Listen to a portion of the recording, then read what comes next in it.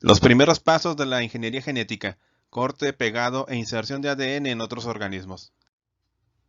Introducción.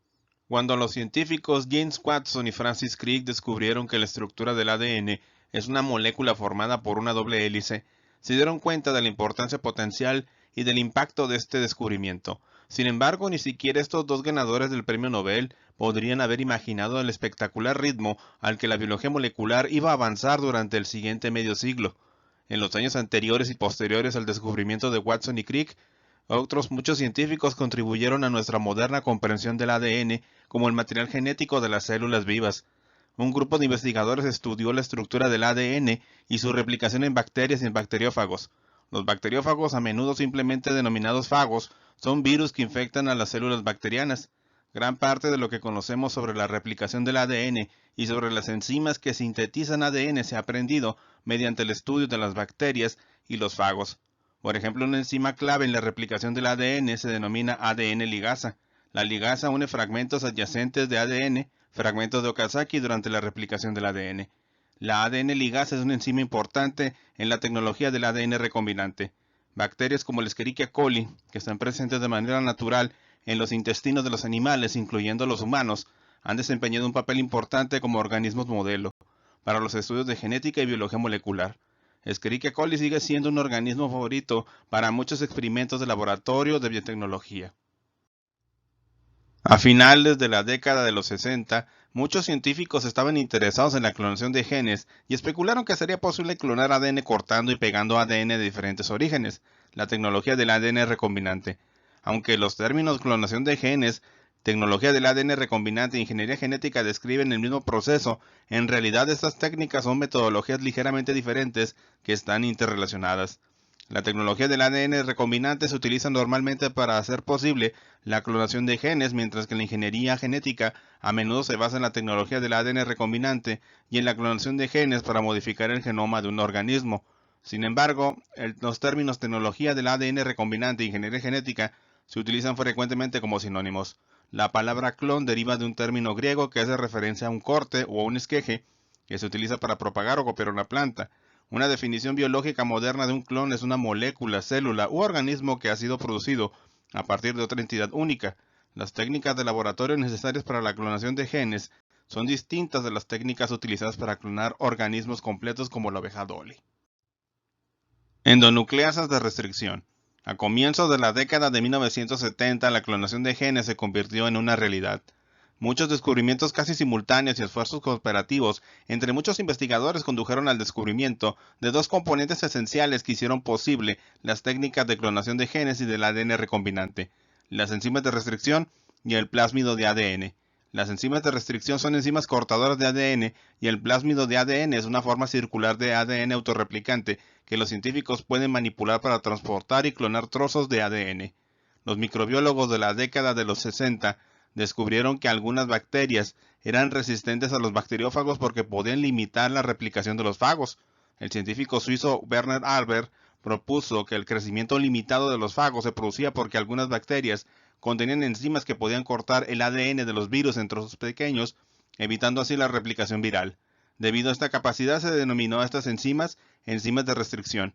Las bacterias no tienen sistemas inmunitarios para eludir a los fagos, sino que las enzimas de restricción proporcionan un tipo de mecanismo de protección para algunas bacterias.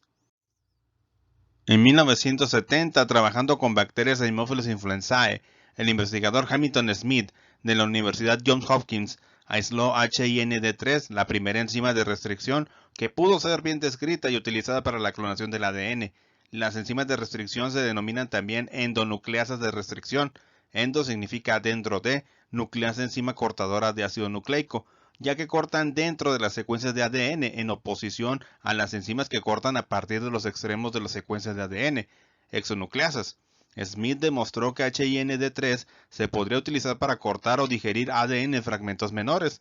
En 1978, Smith compartió el premio Nobel con Werner Albert y Daniel Nathans por sus descubrimientos sobre las enzimas de restricción y sus aplicaciones. Herbert Boyer investigó en la Universidad de California en San Francisco la endonucleasa de restricción EcoR1, denominada así por la cepa de Escherichia coli RY13. Esta cortaba el ADN solamente allí donde se encontraba la combinación de bases GAATTC entre las bases guanina y adenina. En la hebra de ADN hermana complementaria enfrentada con la secuencia de bases CTTAAG, EcoR1 fragmentó también entre las bases adenina y guanina. Así no se origina ningún corte liso, sino que se unen dos pedazos puente con finales superpuestos. Sin embargo, a bajas temperaturas, el ADN cortado no se separa en dos partes, sus extremos sobresalientes se pegan con facilidad.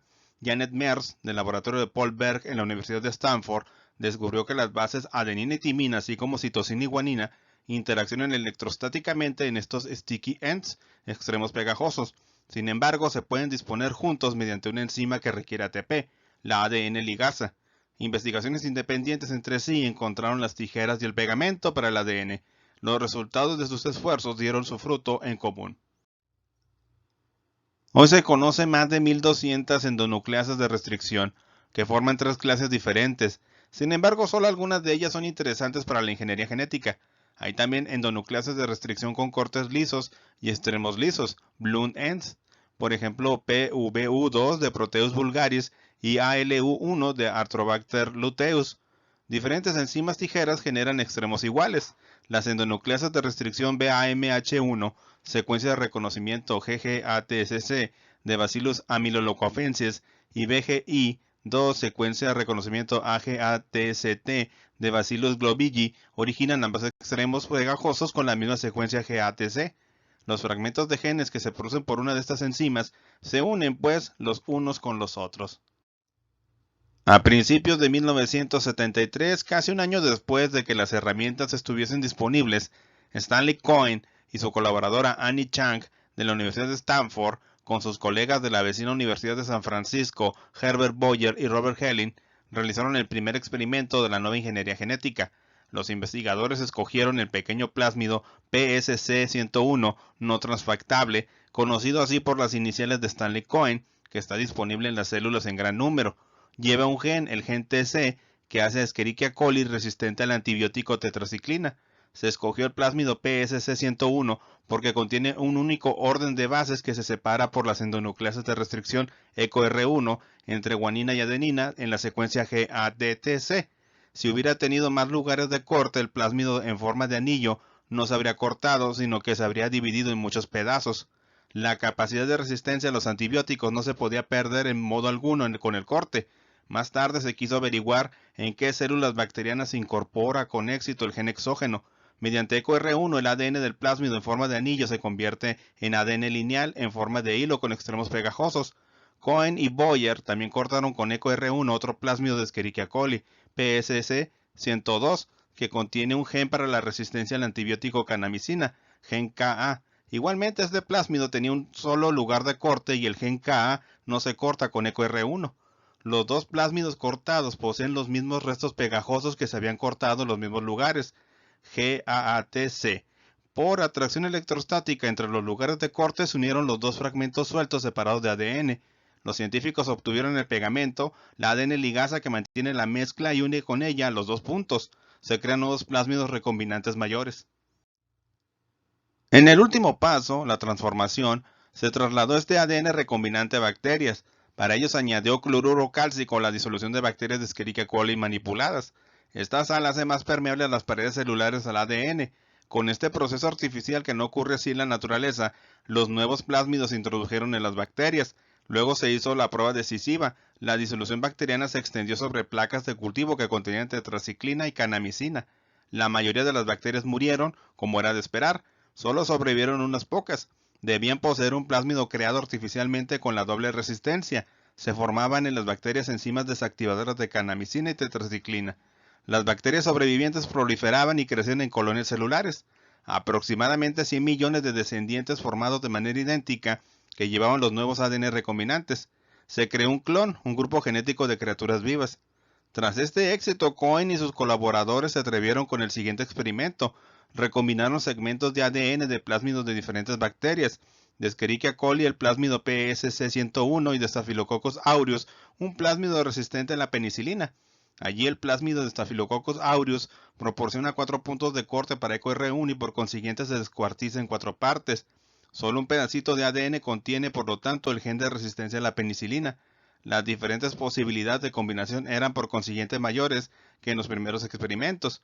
La hora de la verdad vino entonces con el cultivo de las bacterias manipuladas en medios que contuvieran tetraciclina y penicilina. El laboratorio de Cohen fue un grito de júbilo. Uno de estos plásmidos recombinados se fusiona en las células de Escherichia coli. Con ello se sembró por primera vez el material hereditario de manera diferente. La superación de las barreras que normalmente separaban unas formas biológicas de otras, como Cohen había anunciado prematuramente, no se pudo lograr porque, como hoy sabemos, también pueden intercambiar material hereditario de forma natural de diferentes microorganismos y virus. Todas las infecciones virales son transferencia de genes. Animados por estos éxitos, se debían superar entonces barreras más altas, los límites de tipo entre bacterias y ranas, en concreto la rana africana con garras, Xenopus laevis. El ADN genómico se aísla de las células de rana africana y se corta con enzimas de restricción del tipo EcoR1. Al mismo tiempo, el plásmido bacteriano PSC101 también se corta con EcoR1. El ADN de rana y el ADN de bacterias se unen con ligasas, se incorporan en las células de Escherichia coli y proliferan. Las células que contienen un nuevo plásmido recombinante rana-bacteria, básicamente con resistencia a la tetraciclina, puesto que el ADN de rana no contiene ningún gen de resistencia a los antibióticos, se identificaban mediante análisis químico de los ácidos nucleicos. El 27 de julio de 1973 fue definitivo. El ADN de rana se acepta en las bacterias. El nuevo plásmido se amplía 1000 veces en las 1000 divisiones celulares. De ellos se producían así copias idénticas. Se clonó el plásmido recombinante rana-bacteria. Este no era aún un nuevo tipo, pues menos de una milésima del ADN de las bacterias procedía de la rana. Por un lado, las bacterias manipuladas no croaban según el tipo de rana, como bromeaban los investigadores, pero los primeros ingenieros genéticos habían conseguido algo mucho más importante. Habían desarrollado un método de ingeniería genética universal con el cual por primera vez se pudo producir en mayor cantidad y analizar el material hereditario completamente inaccesible de los seres vivos superiores. La clonación del ADN era técnicamente posible. Y con esto concluimos el presente video. No me queda más que agradecer su atención y esperar que tengan un buen día, una buena tarde o una buena noche. Muchas gracias y hasta pronto.